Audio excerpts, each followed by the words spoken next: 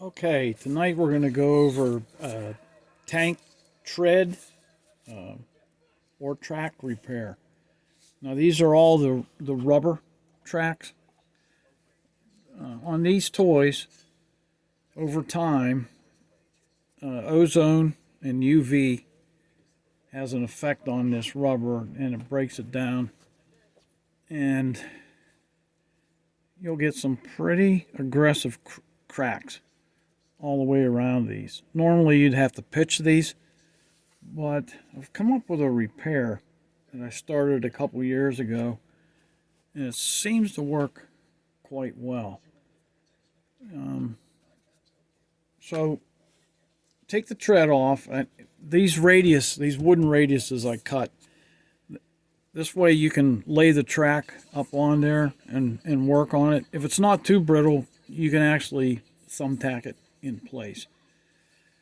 Get some t-shirt material, some weave, standard t-shirt material.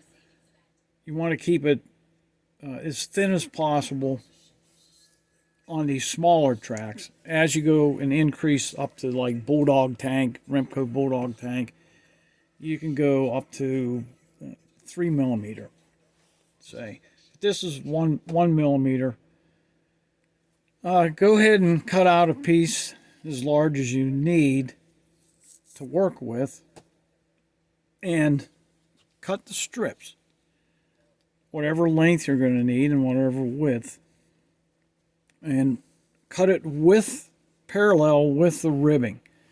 That way you'll have some stretch, but you won't have as much as if you cut it perpendicular, because you want this to be rather rigid when it's done. You want to have enough flexibility to put the track back on the bogies.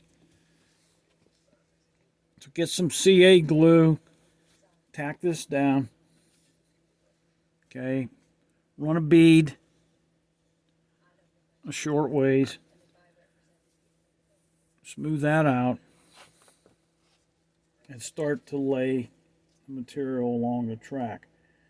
Now, as you're doing this, you're going to get overlap over the sides, and it doesn't matter because when you've finished up, you can go ahead and trim that off. And just work your way around the tread. You can splice this if you want. It doesn't have to be one continuous piece.